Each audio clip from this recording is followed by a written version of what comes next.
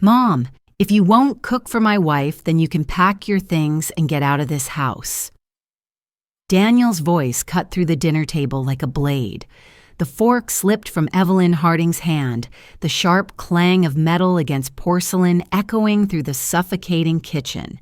Claire, her daughter-in-law, folded her arms, her red painted lips curling into a smirk. "Oh, don't be mad, Mom. I just want a proper meal for once. You stay home all day. Surely you've got time." Evelyn looked around the apartment. The table, the refrigerator, even the set of dishes, everything in that place had been bought with her money. She had spent 3 years paying off the mortgage, yet now the young woman across from her spoke as if she were doing Evelyn a favor by letting her stay there. Daniel avoided his mother's eyes. "Mom, we work all day. Helping with the cooking is just helping the family. Helping the family." The words hit like a stone in her chest.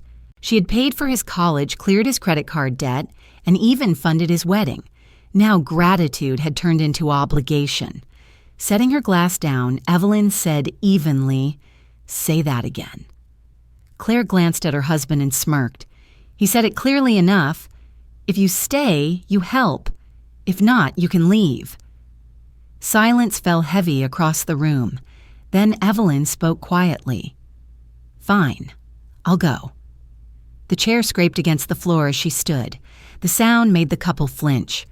Evelyn walked into her room, opened the closet, and took out an old leather bag.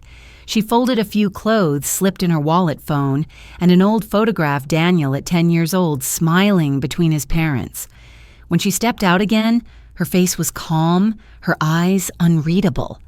Mom Daniel stammered, panic creeping into his voice. "Don't be mad, we didn't mean it's all right," she interrupted softly. "I'm not angry, just tired."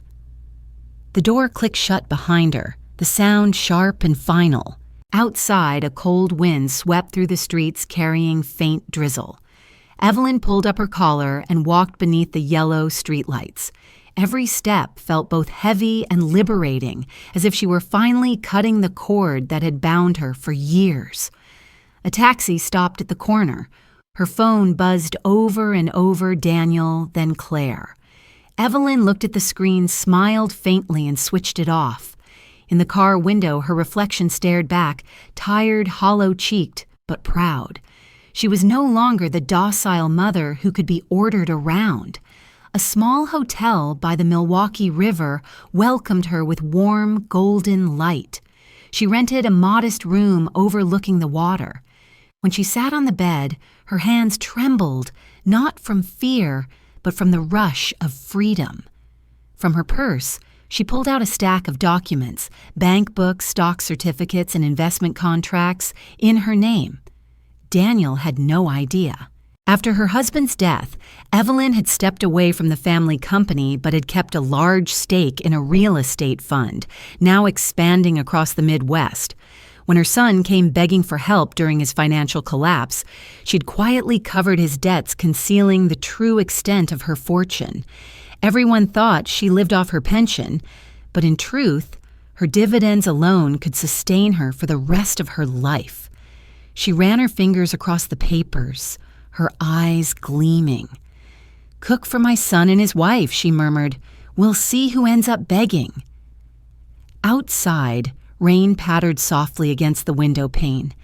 In that sound, Evelyn could hear the echoes of all the years she had been disrespected, the nights Claire ordered her to do laundry, the dinners she ate alone after cooking for everyone else. The hurt she had swallowed for so long now hardened into resolve. She opened the window, letting the cold rain brush against her face. It stung, but it cleared her mind. Across the river, the city lights shimmered like 1,000 open doors. She knew she was crossing a threshold herself, no longer the fragile mother defined by her sacrifices, but a woman who understood her worth, her independence, and her power. The phone buzzed again. A message from Daniel, Mom. "I'm sorry, please come home." Evelyn read it, then deleted it. The glow of the screen faded, leaving the room in silence. His apology had come too late, like the light from a star that had already burned out. From her bag, she pulled a small notebook and began to write Independence Plan. Step 1, cut off all financial support. Step 2, withdraw all capital from shared accounts. Step 3, let them taste scarcity.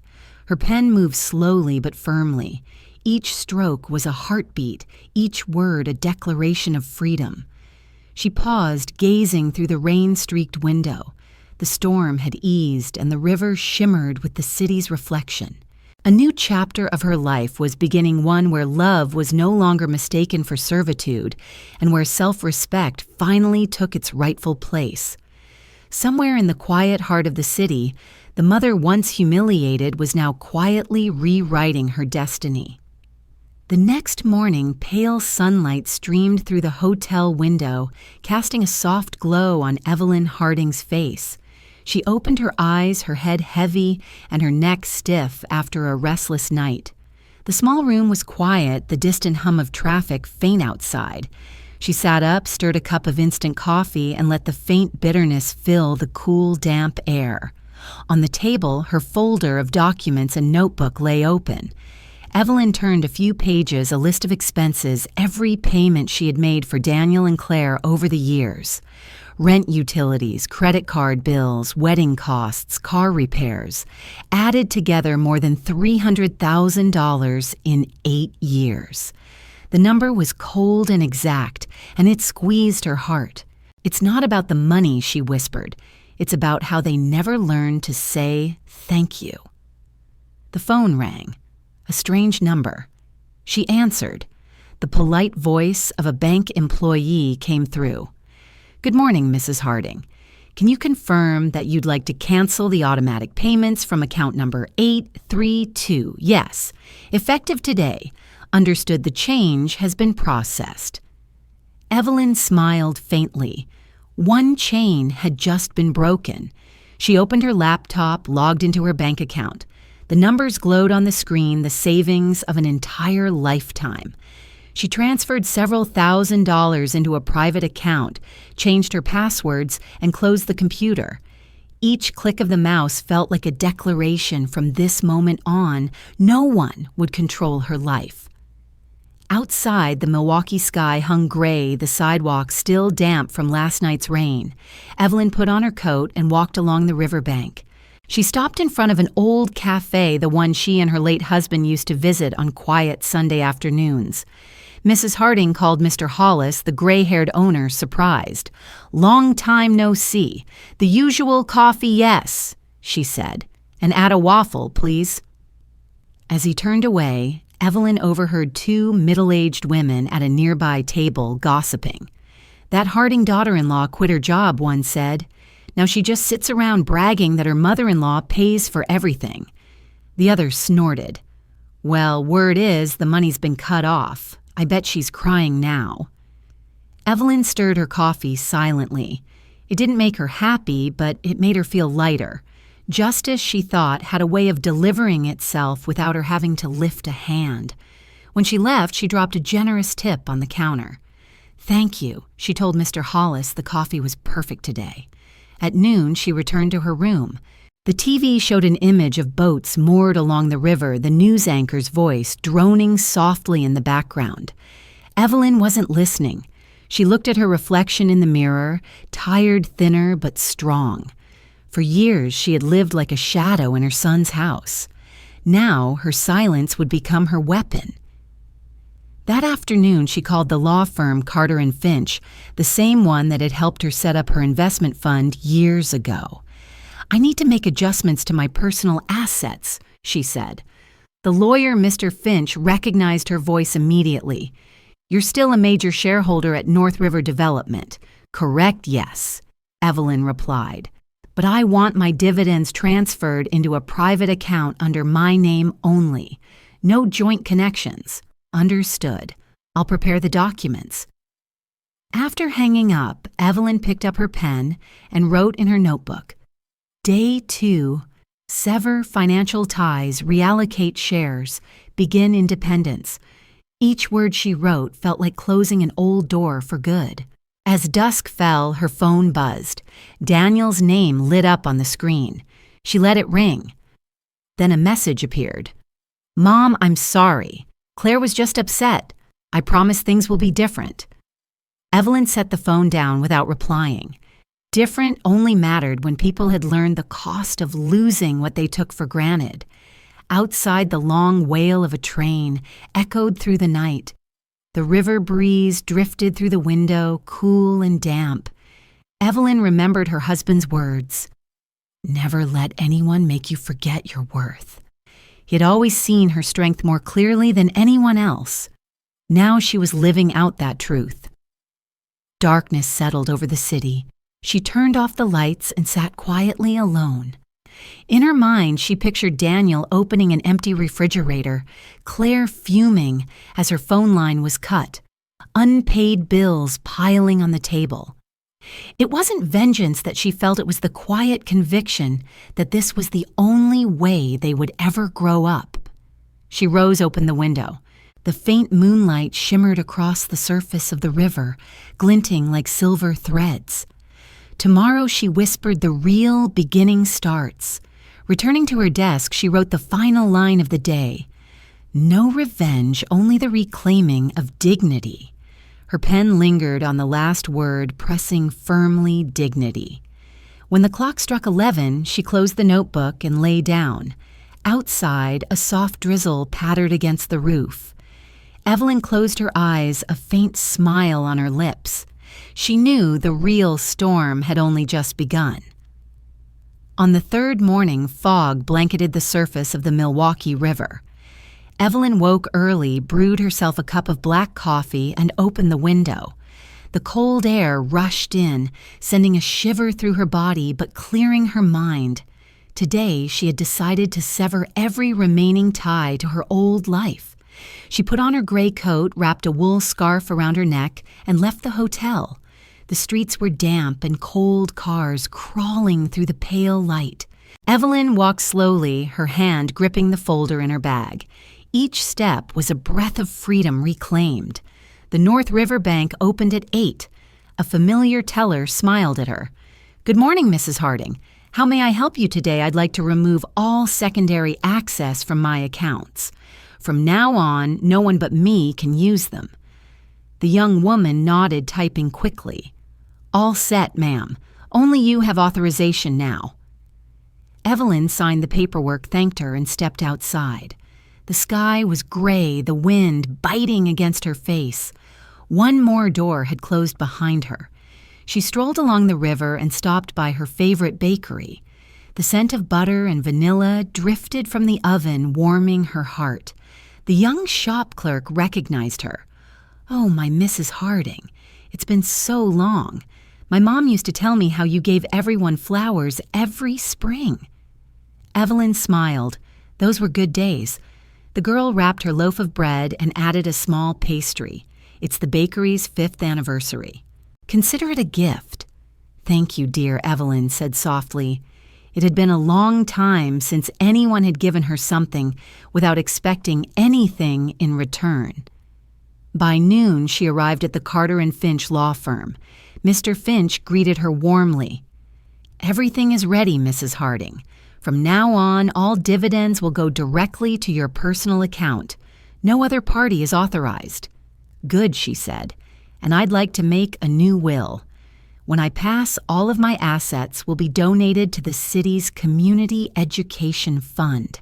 Not a single dollar to my son or daughter-in-law." Finch hesitated, then nodded solemnly. He understood. The voice before him no longer carried pain, only resolve. As Evelyn stepped outside, snow began to fall, tiny flakes swirling in the cold air. She paused under the awning and watched them melt in her palm. When she checked her phone, she saw Claire's latest social media post, a photo of a lavish dinner with the caption, "When the mother-in-law disappears, at least the kitchen's still ours." The comments below were filled with mocking laughter. Evelyn scrolled through them without anger, only pity. Claire still hadn't realized that the woman she mocked was the one holding her future in her hands. Later that afternoon, when Evelyn returned to the hotel, the receptionist handed her an envelope. "Someone dropped this off for you earlier." Inside was an unpaid bill and a small note. "I'm sorry, Mom. We really need your help." The handwriting was Daniel's uneven, rushed.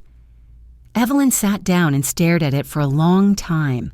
For a brief moment, something inside her softened, but reason quickly tightened its grip on her heart. That evening, she brewed a cup of ginger tea and sat by the window. Outside, snow thickened the streetlights, reflecting off the river like strands of liquid gold. Evelyn thought back to the old days when Daniel was 10 years old, running across the yard, shouting, "Mom, I did it!" Now he was a grown man, still clinging to others as though helpless. The phone rang again. Daniel's name glowed on the screen. The ringtone echoed 10 times before it stopped. A minute later, a message arrived. "Mom, we're about to get evicted. Please, just this once." Evelyn set the phone down, her eyes weary. She loved her son, but she knew blind love had made him weak. She opened her notebook and wrote, "Day 3, complete financial separation. New phase, silent observation." Her handwriting was steady, deliberate. Beneath it, she added a final note. "Do not soften. Justice requires discipline." When the clock struck 10, she turned off the lights. The room was bathed in darkness, the faint glow of the city slipping through the curtains. She sat quietly listening to the wind whistling outside. Every sound reminded her that she had crossed the line she could never return from. She was no longer the obedient mother under someone's roof, but a free woman preparing for the next chapter where justice would be served through silence. Closing her eyes, Evelyn whispered, "Tomorrow you'll see how strong your mother truly is." Then she lay down, letting sleep carry her away beneath the cold whisper of the unfamiliar city night. The next morning, the snow had melted into a thin layer of ice on the sidewalks. Evelyn stood by the hotel window with a cup of hot coffee, watching people rush past below. Her breath fogged the glass before disappearing into the cold air. Today, she was determined to cut the last remaining ties to her old life. She put on her gray coat and walked to the central post office. In her pocket was an envelope containing the contract to transfer her shares and the cancellation of Daniel's apartment payment authorization. The postal clerk asked, "Certified or regular mail, ma'am, certified?" Evelyn replied calmly, "I want to make sure they have to sign for it." The red stamp pressed onto the corner of the envelope looked like the final period on 8 years of being taken advantage of. On her way back, she stopped at a small supermarket. At the newspaper stand, the headline caught her eye. "Youth unemployment reaches record high." Evelyn smiled faintly. Daniel worked for a struggling company, and Claire had never kept a stable job. It was time, she thought, for them to stand on their own feet. By noon, she stopped at a riverside diner. The waiter brought her a steaming bowl of chicken soup. In the rippling steam, she caught her reflection, thin but clear-eyed. At the next table, 2 men were talking. "The landlord over on Maple Drive is demanding rent," one said. "There's a young couple over there who's had their power cut for days." Evelyn didn't have to ask who they were talking about. Her chest tightened, but her mind stayed calm. That afternoon, she returned to her room and opened her laptop. On social media, Claire had just posted, "Not everyone is blessed with good parents. Some only know how to abandon their children." The comments were full of sympathy and mock outrage. Evelyn read every word carefully, then quietly downloaded and saved the post in a folder labeled Evidence. The girl didn't realize it yet. The more she lied, the clearer the truth would become. Evelyn opened her notebook and wrote, "Day 4, observe. Only never respond. Silence is power." That evening, the front desk clerk brought her an envelope. Inside was another unpaid bill and a small note scrawled in Daniel's handwriting, "Mom, we need help." Evelyn folded the paper neatly. A flicker of pity stirred in her chest, but she placed the letter in a drawer.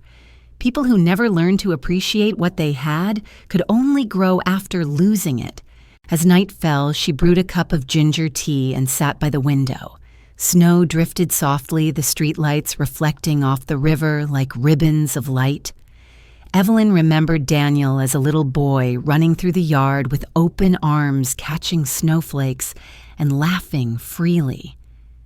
Back then, she had sworn to protect him from every hurt, but maybe she thought a mother who truly loves her son must sometimes let him hurt in order for him to grow. Her phone rang. Daniel. She let it ring 10 times before it went silent. A minute later, a message appeared. Mom Claire lost her job. I just got my pay cut. We're about to lose the apartment. Please, just this once. I promise I'll change. Evelyn closed her eyes and took a deep breath. My son, she whispered softly. There is no such thing as one last time. She opened her notebook again and wrote, Day 5 end, all support. No regret. Her handwriting was sharp and steady, not a trace of hesitation. The next morning, the local paper ran a headline, Harding Foundation launches scholarship program for women in need. Evelyn looked at the newspaper, a faint smile forming. The name Harding no longer symbolized dependence, but resilience and dignity. That afternoon, she went to the community center to sign the partnership agreement. The young director with curly hair shook her hand. Thank you, Mrs. Harding. Your donation will change many lives. That's the goal, Evelyn said. When one woman is given a chance, her entire family changes with her. On her way back, the wind grew fierce snow swirling thick around her. She saw an older woman struggling to drag a heavy suitcase up an icy step. Evelyn hurried forward to help. Thank you, the woman said breathlessly. My son left and I have no one now. Evelyn squeezed her hand gently. You'll be all right. Sometimes losing everything is the beginning of freedom. That night, Evelyn wrote the final line in her notebook. Day 6, begin again, not only for myself, but for those like me.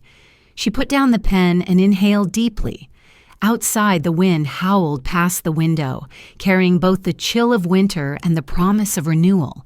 She stood looking out at the river glimmering under the city lights and whispered, Life doesn't take from us, it teaches us how to hold on to our dignity. Somewhere in that quiet city, a mother once dismissed and disrespected had finally found herself again. On Friday morning, thick fog covered the banks of the Milwaukee River. Evelyn sat by the hotel window holding a cup of hot coffee, watching the slow current drift by. She hadn't slept all night, Daniel's pleading voice still echoing in her mind. There was still a soft corner left in her heart, but reason, cold and unwavering, kept her steady. If you never learn to stand on your own, you'll spend your life living in someone else's shadow, she whispered. On the table lay her notebook, its pages filled with tight handwriting. The last line from the day before read Day 6. Observe their reaction. Evelyn smiled faintly. They'll begin to feel fear today. Less than an hour later, her phone started ringing again and again. 10 calls, then 15. A message from Claire appeared. Mother, I'm sorry. I'm pregnant. Please just this once help us. Evelyn stared at the screen, her chest tightening. Pregnant Claire had lied countless times before the lost necklace, the fake bills, the loans she blamed on Daniel. Evelyn set the phone down, silent. By mid-morning, the hotel clerk delivered an envelope.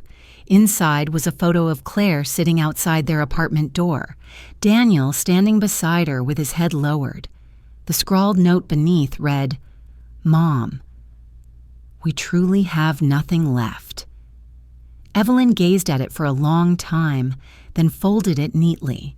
The image tugged at her heart, but pity now only threatened to drag them all back into the same cycle of dependence. She needed distance from her emotions. Evelyn put on her coat and stepped outside. She stopped by the old bookstore on Jefferson Street, the one she and her husband used to visit every weekend. The elderly owner, hair white as snow, smiled in recognition. Mrs. Harding, it's been so long. I've been busy, she said softly, learning to live my life again. He chuckled and handed her a worn copy of The Strength of Silence. The title made her nod. "A good name," she said. "It fits me now." When she returned to the hotel, the phone rang. She recognized the voice instantly. It was Claire. "Mother, I know you're listening. I'm really sorry. I can't lose this baby. Please help me see a doctor." Evelyn closed her eyes. The sobbing on the other end sounded sincere, but how much truth could she trust any more? "If you truly are pregnant," she said calmly, "go to the community hospital. The Harding Fund supports women in need. They'll help you." And she hung up. She sat still for a long moment. Her answer had been a test. If Claire was telling the truth, she'd go to the right place. If she was lying, she'd vanish. Evelyn leaned back, breathing slowly. Every decision she made now was measured by clarity. That afternoon, she went to the community center to sign additional paperwork for the foundation. The young director with curly hair beamed. "Mrs. Harding, your scholarship program is spreading fast. We've already received over 30 applications." Evelyn smiled. "Good. I want women here to know they can stand on their own without waiting for someone to save them." On her way back, light snow began to fall. The warm glow of streetlights reflected off her gray coat, surrounding her with an unexpected calm. A strange peace filled her chest, as if a weight she had carried for years had finally lifted. Night came, and the phone rang again. Daniel this time. His voice trembled. "Mom Claire didn't go to the hospital. She says you're cruel, that you don't love me anymore. I lost my job. The landlord's demanding rent. I don't know what to do." Evelyn was silent for a few seconds, then said quietly, "Daniel, I worked for 30 years to raise you. Now it's your turn to take care of yourself. I haven't abandoned you. I've just stopped living your life for you. Mom, please, I'm begging you." "No, son," she interrupted. "You need to grow up. Love isn't an obligation." And she hung up. Evelyn sat in silence for a long time, listening to the faint patter of sleet against the window. There was pain, yes, but also relief. Love, when it knows no boundaries, becomes a chain. She opened her notebook and wrote, "Day 6, maintain silence. Kindness requires discipline." Then she closed the book and turned off the lights. In the darkness, the city's glow filtered through the curtains, illuminating half of her face in soft light. Evelyn walked to the window. Snow covered the streets below. She pressed her hand to the glass, her warmth leaving a faint imprint. "My son," she whispered, "one day you'll understand." Outside, the snow continued to fall gently. In the quiet room the mother once dismissed and disrespected sat alone, learning to love herself again with firmness, with dignity, and with a silence stronger than any words could ever be. On Saturday morning, Milwaukee was blanketed in white. Snow fell softly along the river, shimmering with a pale silver light.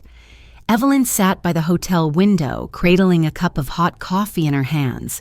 She no longer waited for anyone to call, no longer hoped for apologies.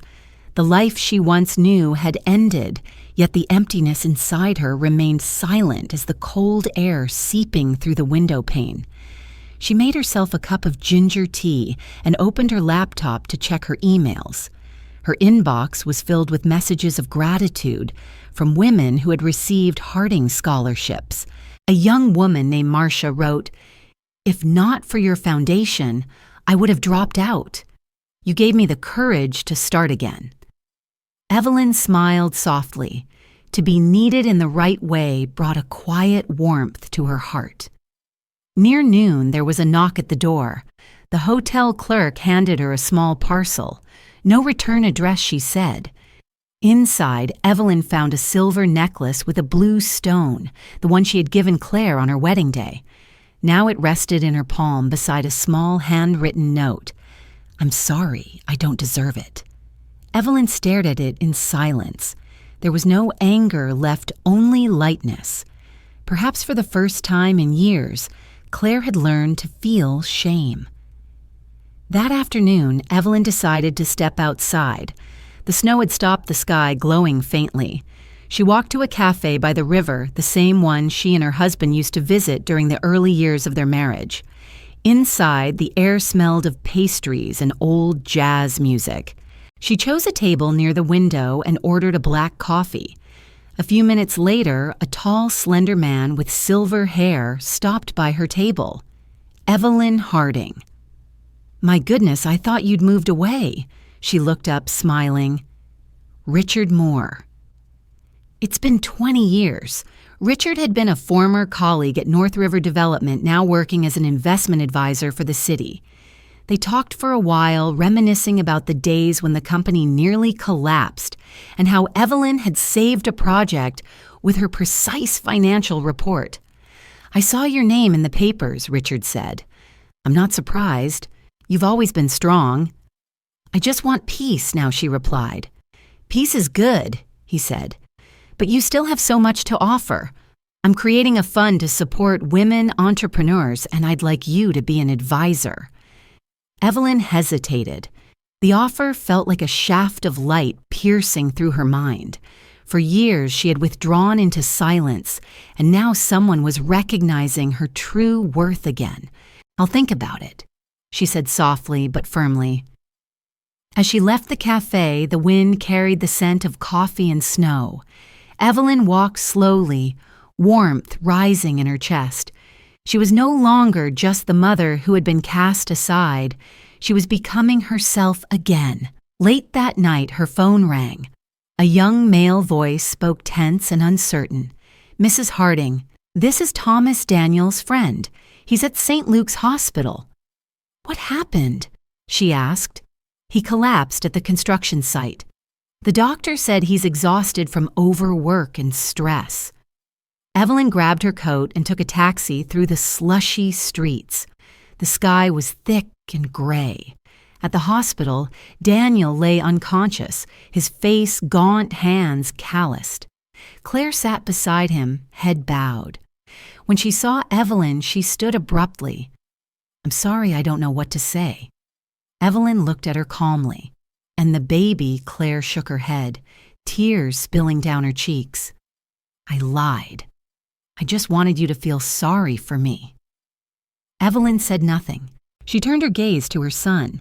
No matter how deep the anger ran, her heart softened at the sight of him lying there. She sat down beside him, taking his rough hand in hers.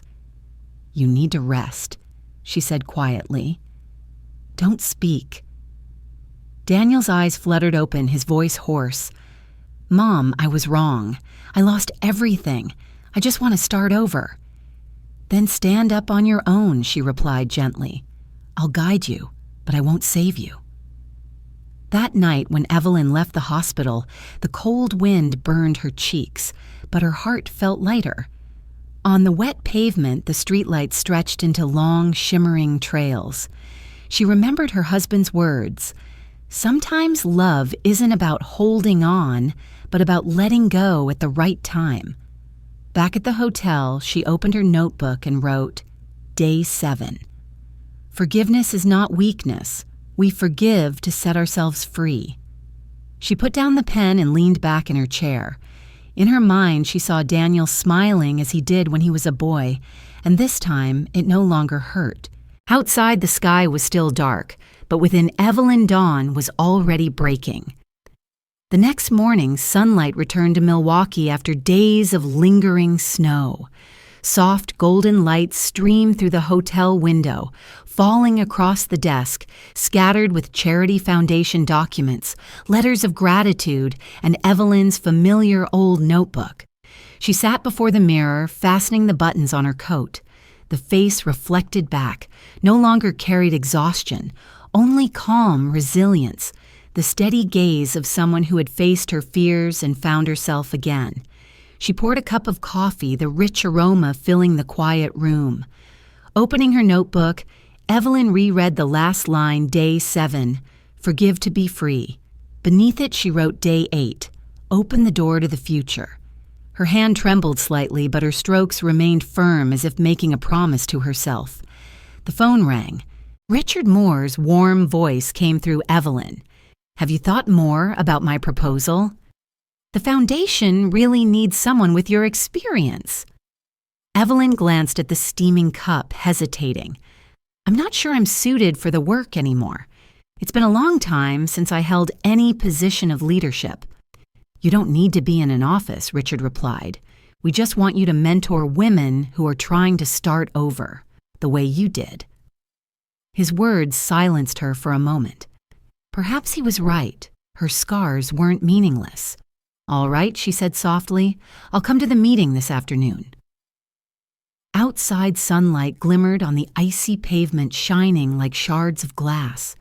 For the first time in months, Evelyn felt something like excitement stir within her, a familiar thrill she hadn't known since her younger days, when each morning meant a new challenge to conquer. The Foundations building stood by the river, all glass and light. When Evelyn entered, everyone rose to greet her. Richard introduced her. "This is Mrs. Harding, founder of the Harding Scholarship Fund. Her story has inspired so many." A young woman with curly brown hair smiled. "I read the article about you. It's hard to believe someone can rise that strong after betrayal." Evelyn's voice was steady. Strength doesn't come from anger, but from choosing not to fall apart. The meeting lasted nearly 2 hours. Evelyn listened as the women shared their stories, those abandoned by husbands, those who lost jobs, those rebuilding after devastation.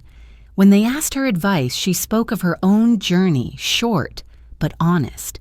No dramatics, no preaching, just the quiet truth of a woman who had walked through despair and found light at the end of it. When the meeting ended, Richard leaned close and whispered, "You've just given them hope." Evelyn smiled faintly. "I only spoke my heart. Sometimes we all need someone to believe we can rise again." In the late afternoon, she walked along the river. The breeze carried a chill from the water, yet the gentle sunlight made her feel at ease. Birds skimmed the river's surface, their reflections shimmering across the rippling light. She stopped at a small flower shop near the pier and chose a bouquet of yellow tulips. "Who are these for?" the florist asked. Evelyn smiled. "For someone I forgot to be grateful to." That evening, she brought the bouquet to St. Luke's Hospital. In the softly lit room, Daniel lay in bed, pale but with a clearer gaze than before. Seeing his mother, he sat up embarrassed. "Mom, I didn't think you'd come." Evelyn placed the flowers on the table and sat beside his bed. "I came to ask you something. After everything fell apart, what have you learned?" Daniel lowered his head. "I depended on you too much. I thought you'd never leave. But when you did, I realized I didn't know how to take care of myself." "Then that's a good start," she said gently.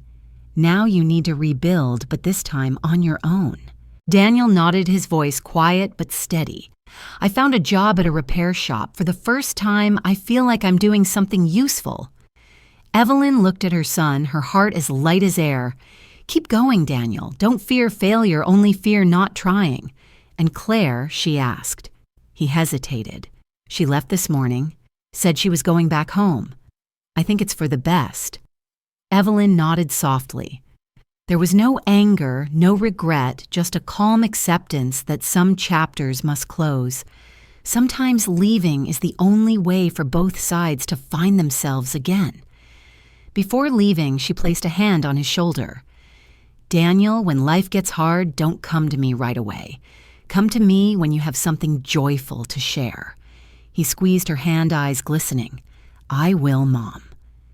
As she stepped out of the hospital, the golden glow of dusk bathed the city.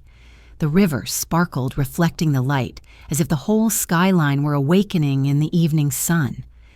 Evelyn stood there for a moment, her heart light. The emptiness remained, but it had transformed into peace. Back at the hotel, she opened her notebook and wrote, "Day 8 start again. Live for the present, not for the wounds." Setting down her pen, she leaned back in her chair. The sky outside had darkened, but inside her heart, a new light was rising, warm and soft like the dawn. The woman who had once been cast out of her own home was now walking forward, not with bitterness, but with the quiet courage learned from pain itself. On Sunday morning, the bells of St. Paul's Church echoed through Milwaukee's old town, their clear chime floating in the cold air. Evelyn woke early, pale light streaming through the curtains and illuminating the notebook on her table. Each page marked a milestone in the journey she had endured. Today, she was no longer the mother who had been thrown out of her home, but a woman beginning again, steady, calm, and unshaken. She put on her beige sweater, wrapped a brown scarf around her neck, and left the hotel. The streets shimmered in the morning light, melted snow forming long streaks of water along the sidewalks. At the corner cafe, Mr. Hollis waved from behind the counter. Mrs. Harding, the usual coffee as always. Hollis Evelyn smiled. It's too beautiful a day to stay inside. She chose a table on the patio, watching sunlight glint off the river's surface. For the first time in months, her heart felt peaceful. As she sipped her coffee, a familiar voice spoke from behind her. "I knew you'd still like this spot." Evelyn turned and found Richard Moore, her former colleague from North River Development. He smiled warmly. "I've got good news. The Foundation's project was approved, and they want you to lead the advisory group for middle-aged women starting their own businesses." Evelyn smiled faintly. "I thought I was only an honorary advisor." "No." Richard replied, "They need someone with real experience, someone who knows what it's like to lose everything and rise again." Evelyn gazed at the sunlit river. "If I accept, I want to work directly with them, not sit behind a desk." "That's exactly why they chose you," Richard said. "You don't just talk about resilience, you embody it." That afternoon, Evelyn arrived at the community center. The meeting room was small but bright, filled with women of all ages. When she entered the room, quieted eyes turning toward her with respect. The young director introduced her. "This is Mrs. Harding, founder of the Harding Scholarship Fund for Women Overcoming Hardship." A woman with gray-streaked hair stood up, her voice trembling. "My name is Janice. Your scholarship kept my daughter from dropping out. She says she wants to thank you." Evelyn smiled, eyes glistening. "Thank you, but thank yourself too for never giving up." When the meeting ended, several women came to shake her hand and share their stories. Some had been abandoned by their husbands. Others had lost jobs. Some were starting again from nothing. Evelyn listened to each of them, offering quiet encouragement. In their eyes, she saw her own reflection from a year ago, a woman once desperate, surviving only on a fragile spark of hope. Outside the center, her phone buzzed. It was Daniel. She stopped on the sidewalk, hesitated, then answered. Her son's voice was calm and steady. "Mom, I just wanted to tell you I'm working again. I got paid this week. It's not much, but it's money I earned myself." Evelyn smiled, tears threatening to fall. "I'm proud of you, Daniel. Hold on to that feeling, the pride of independence. I know," he said, "and I want to thank you for not saving me." Evelyn fell silent. Those words dissolved every lingering heaviness. "I didn't save you," she said softly. "I just let you stand on your own." That evening, Evelyn stopped by St. Luke's Hospital, where her foundation had helped provide new medical equipment. A young doctor recognized her and smiled. "Thanks to your donation, we've been able to help more patients. You haven't just changed your own life, you've changed theirs too." Evelyn nodded. "I only did what anyone can do once they stop being afraid." On her way back, a cold wind swept through the bare trees. She looked up at the clear sky scattered with faint stars. She remembered those stormy days when she had left home with nothing but a small suitcase and a pride greater than her fear. Now that past no longer hurt. It was simply a story meant to be told. Back at the hotel, she opened her notebook and wrote, Day 9 live for the present, not for the wounds. She paused, smiling. The short sentence carried the weight of a long journey. Her phone lit up. A message from Richard read, "Training starts Monday. Get ready, Evelyn. This is just the beginning." She read it, set the phone down, and whispered, "Yes, the true beginning." Standing by the window, she gazed at the glowing city. The river shimmered below, reflecting golden lights like ribbons across the water. Evelyn saw her reflection in the glass, not the fragile woman she once was, but someone who had learned to forgive, to rise, and to give back. The church bells rang again in the distance, warm and serene. Evelyn placed a hand over her heart and murmured, "Thank you for giving me a second life." On Monday morning, the Milwaukee River shimmered under the early sunlight, its surface clear and still. Evelyn stood before the mirror, adjusting her gray coat and the familiar brown scarf around her neck. Today was her first official day back at work, not for anyone else, but for the foundation she herself had built. The mix of nervousness and calm in her chest made her heart beat slow but steady, like the rhythm of a life being reborn. She arrived at the community center just as the sun climbed above the rooftops. Inside the meeting room, the advisory team was already gathered. Richard Moore, her old colleague and friend, stood by the whiteboard, his tone energetic. "Evelyn, it's time for the Harding Foundation's first training session." She smiled, stepping forward. The room was full of women of all ages, their faces different but their eyes the same, hesitant yet filled with hope. Evelyn spoke softly but firmly, her voice carrying across the room. "I'm not here to teach you," she began. "I'm here to remind you that strength doesn't lie in what we've lost, but in how we rise after losing everything." The room fell silent. A young woman in the front row began to cry. "You're right," she said. "I thought my life ended when my husband left me, but now I want to start again." Evelyn walked over and placed a hand on her shoulder. "No one can take your worth away unless you let them." The session lasted nearly 2 hours. Evelyn shared her story without embellishment, without bitterness, only truth. When it ended, the women stood and applauded. Richard approached and said quietly, "I've never seen them listen so intently. You made them believe they can do it."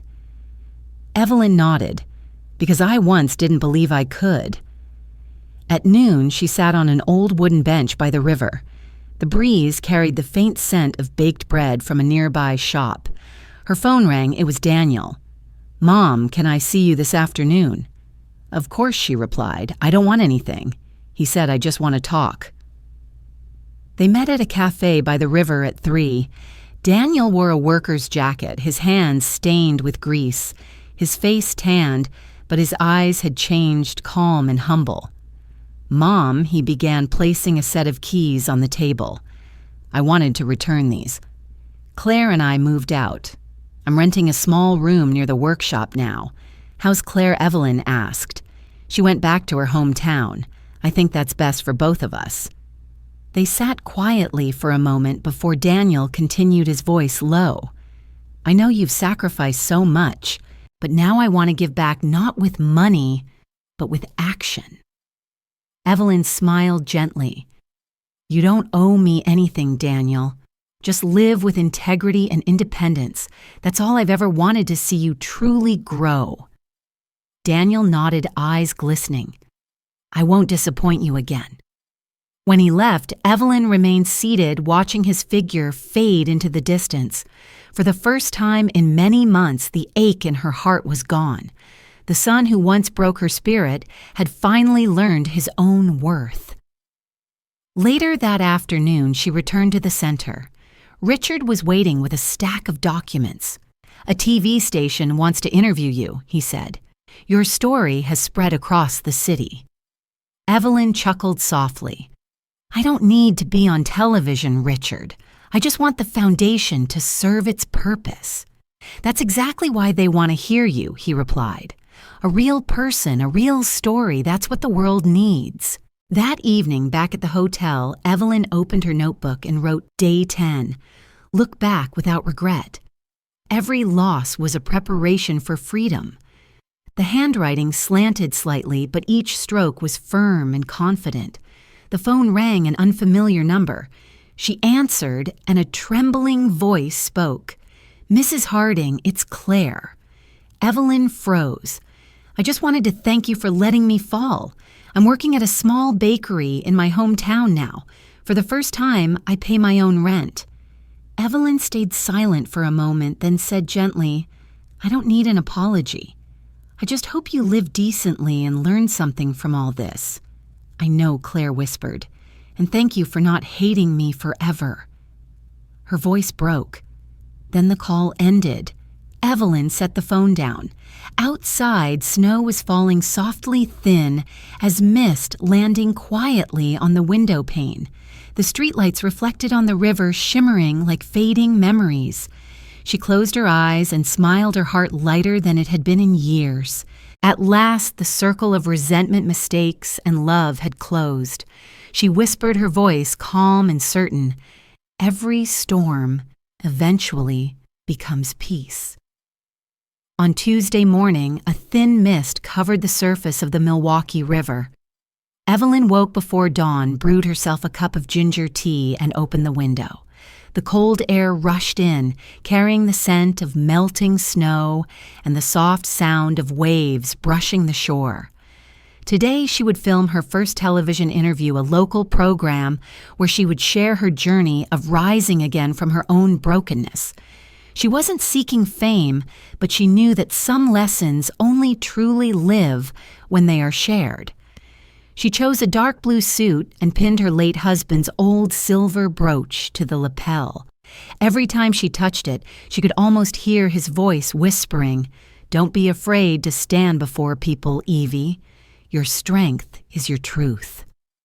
Evelyn smiled faintly and nodded to her reflection in the mirror. Richard's car arrived promptly at 8.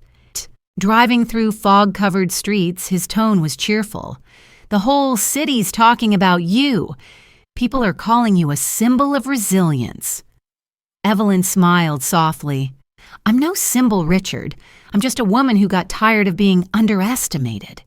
"That's exactly why they admire you," he replied. "You've shown them that self-respect doesn't need anyone's permission." The studio was in the heart of the city.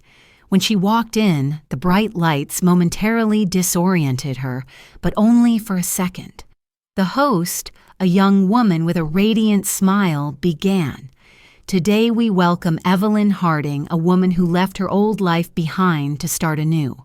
Mrs. Harding." "What made you decide to leave?" Evelyn drew a deep breath. "When my son told me I had to obey his wife or move out of the apartment I had paid for myself, I chose to leave, because love should never be traded for humiliation." The studio fell into complete silence. The host spoke again, her tone softer. "And now looking back, do you have any regrets?" None, Evelyn answered. "Sometimes you have to lose everything to realize what you truly have.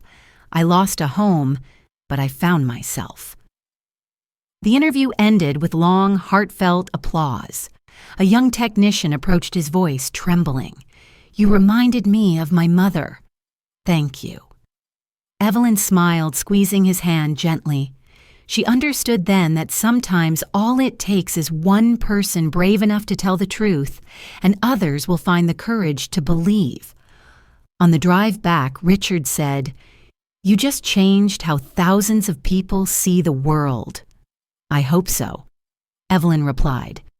"If anyone out there feels disrespected and hears this story, I want them to know they're not alone." That afternoon, she stopped by the foundation's office. The place was buzzing with energy volunteers working tirelessly. A young woman with curly hair ran up to her. "Mrs. Harding." "After your interview, we received 20 new applications for support. Many women said they finally have the courage to leave toxic marriages because of you." Evelyn was speechless. She had never imagined that her past pain could become someone else's salvation. "Make sure they have safe places to stay," she said quietly. "Money might run out, but compassion must not." By evening, her phone rang again. It was Daniel. His voice was full of excitement. "Mom, I watched your interview." Everyone at the shop stopped working to listen. No one could believe that woman on TV was my mother. "And what did you think Evelyn asked?" "I'm proud," he said. "I used to be ashamed to talk about you. Now I just want to tell everyone my mom is the strongest woman in the world." Evelyn smiled through tears. "That's the best compliment I've ever received." Daniel continued, "I'm signing up for evening technical classes too. I want to move forward." "That's wonderful," she said warmly, "but do it for yourself, not for anyone else." Late that night, Evelyn sat by the hotel window watching light snow fall on the rooftops across the street. Her phone buzzed again. It was a message from Claire. "I watched your interview. I understand now. Thank you for teaching me that love doesn't mean submission." Evelyn read the message, then sighed. The past had faded, but the lesson remained clear as the moonlight outside. She opened her notebook and wrote, Day 11. Tell your story not to hold on to anger, but to keep others from repeating the same pain. Her handwriting trembled for a moment, then steadied.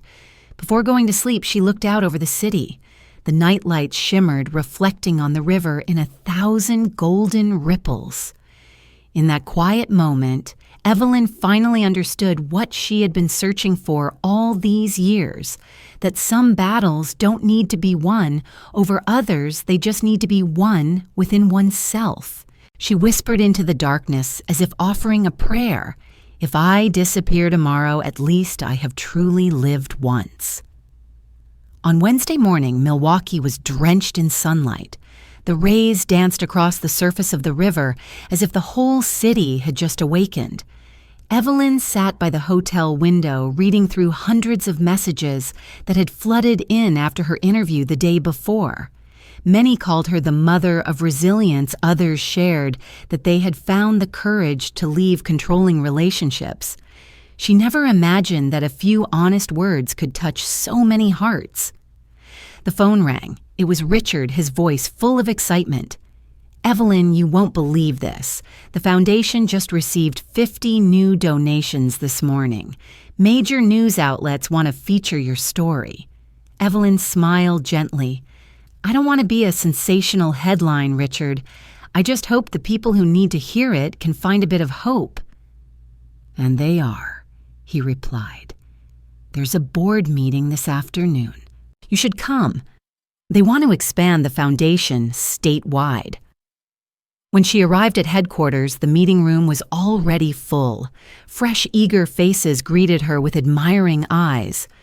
Evelyn listened as Richard presented the expansion plan, new training programs, more financial literacy workshops, and support for women re-entering the workforce. When it was time for her to speak, she stood her tone calm but firm. "Let's remember," she said, "we are not giving charity. We are returning to them what they have always owned, their self-respect." The room fell silent, then erupted in long applause. At noon, she and Richard had lunch at their favorite riverside cafe. He smiled at her across the table. "You know someone wants to invite you to speak at the State Women's Conference next month." Evelyn shook her head. "I'm just a mother who made mistakes." "That's exactly what makes you special," he replied. "People trust those who have fallen because they're real." Evelyn looked out at the sunlight glittering on the river. "Maybe I'll go," she said softly, "not for the applause, but to tell those who are afraid that they deserve to be respected." That afternoon, she returned to the community center. A group of women were in class learning financial management skills. As Evelyn entered, they stood to greet her. One young woman approached, taking Evelyn's hand. "Because of you, I opened my own bank account. I don't have to ask my husband for money anymore." Evelyn smiled and squeezed her hand. "Never underestimate the value of freedom, my dear." On her way back, her phone rang again. It was Daniel, his voice full of excitement. "Mom, I've been promoted to team supervisor. They said I'm hardworking and responsible. I wanted you to be the first to know." Evelyn's face lit up with a radiant smile. "I always knew you could do it. Keep that spirit, Daniel. But don't forget to stay humble." "I know. Mom, can I take you to dinner tonight at that lakeside restaurant you love?" She hesitated for a second, then agreed. "All right. I'll meet you at 7. That evening, the lakeside restaurant glowed with warm, golden lights. Daniel was already there, standing as she arrived. In his hands was a bouquet of yellow tulips, her favorite flower. "I know you love this color," he said, his voice trembling slightly. Evelyn smiled, taking the bouquet. "Thank you. I don't need any gift greater than seeing you think for yourself." They sat down and ordered salmon and a light wine. The air between them was no longer tense, but filled with gentle calm. Daniel spoke softly. "Mom, I've made so many mistakes, but I'm trying every day. I finally understand that you didn't leave to abandon me. You left to make me grow up." Evelyn looked at her son, her eyes tender. "Being a mother doesn't mean saving you from every mistake. Sometimes letting you fall is the only way to help you stand." Daniel gave a sad smile. "Now I see that. If you hadn't walked away that day, I'd still be the same dependent man. Thank you for being strong enough to leave." Evelyn took a sip of wine, her voice gentle. "And thank you for being brave enough to find yourself again." When they left the restaurant, they walked along the lake, the night air cool and clean. Daniel asked quietly, "Mom, are you still angry with me?" She shook her head. "No, anger only keeps us stuck. Forgiveness helps us move forward." He nodded, his eyes glistening. "Someday I hope my children will look at me the way I look at you now." Evelyn smiled softly. "Then I've done something right." That night, back in her hotel room, she opened her notebook. The words she wrote shone clearly under the lamplight. Day 12. When forgiveness blooms, the past becomes the foundation for the future. She closed the notebook and gazed out the window. The city lights reflected off the river like countless quiet stars. Evelyn whispered, her voice full of calm certainty. "Every journey begins with a single moment of stillness, and I stopped at the right time." On Sunday morning, a soft breeze from Lake Michigan swept through the city of Milwaukee, carrying a chill, but also the faint scent of early spring flowers. Evelyn woke up in her small new apartment near downtown, where sunlight streamed through the window and danced across the potted plants she had recently grown. Every morning she brewed a cup of coffee, opened her old notebook, and wrote a few lines to herself. Today the page read, Day 13. Peace is not a destination, but the way we choose to walk. The phone rang. It was Richard. "Evelyn, are you ready for today's ceremony? The Harding Foundation is officially opening its new office, and they want you to cut the ribbon." Evelyn smiled softly. "I'll be there. But remember, no long speeches. Just a few words from the heart will be enough," Richard replied. By 10 o'clock, a crowd had gathered in front of the new Riverside building. A large banner read, "Harding Women's Foundation, Rebuilding Dignity." When Evelyn stepped out of the car, applause erupted. Many of the women who had once received help from the foundation were now back as volunteers. A young woman approached, holding a bouquet of yellow tulips. "Mrs. Harding," she said tearfully, "I just wanted to say thank you. Without this foundation, I would never have dared to start over." Evelyn hugged her, smiling warmly, though her eyes shimmered with emotion. "Don't thank me, dear. You saved yourself." When Richard invited her to speak, Evelyn walked up to the podium. The sunlight caught her silver hair, making her seem to glow among the crowd. Her voice was calm and clear. "I once thought strength was something people were born with, but I was wrong. Strength is born on the days we think we can't take it anymore. I'm standing here not because I never fell, but because I chose to stand up. The audience fell silent for a moment, then broke into thunderous applause. After the ceremony, Evelyn sat with Richard by the river. He said quietly, "You know, I've never seen anyone turn pain into faith so quickly." Evelyn smiled, watching the rippling water. "I only did what I could, refusing to let pain turn me bitter." Richard nodded, then said softly, "Evelyn, I think you should write your story. A book would reach even more people than an interview." She looked thoughtful. "Maybe I will," she said gently, "but not to dwell on the pain, only to remind others that self-respect is something no one can take away." Later that afternoon, after everyone had left, Evelyn walked along the river alone. The sunset painted the sky in shades of orange and red, the breeze playing with her coat. She thought of the long road behind her, the cramped apartment, the shouting matches, the lonely nights in cheap hotels, and the moment Daniel held her hand and said, "I'm proud of you, Mom." Each memory, once heavy with sorrow, now filled her heart with warmth. That evening, Daniel called. "Mom, I'm on my way to see you. There's someone I want you to meet." Evelyn laughed. "Who might that be? You'll see soon. Just make some tea." Half an hour later, a knock came at the door. Daniel entered, followed by a young woman with brown hair and kind eyes. "This is Emily, my coworker," he said, smiling. "She helped me sign up for my technical classes." Emily extended her hand. "I've heard so much about you, Mrs. Harding. Your story is why I started volunteering for the foundation." Evelyn shook her hand warmly. "It's lovely to meet you, Emily. Thank you for helping my son grow up." The three of them sat around the small wooden table sharing stories. Daniel spoke about his job and his dream of opening his own workshop in 3 years. Evelyn listened, pride shining in her eyes. "You're doing wonderfully," she said. "Keep your faith, but never lose your kindness." Daniel nodded, his eyes bright. "I learned that from you, Mom." As night fell, they stepped out onto the balcony overlooking the city. The lights from both sides of the river shimmered like strands of gold. Emily said softly, "You know, Mrs. Harding, I used to be afraid of failure, but after hearing your story, I believe every woman can start again." Evelyn smiled gently. "Failure is only frightening when you let it define you.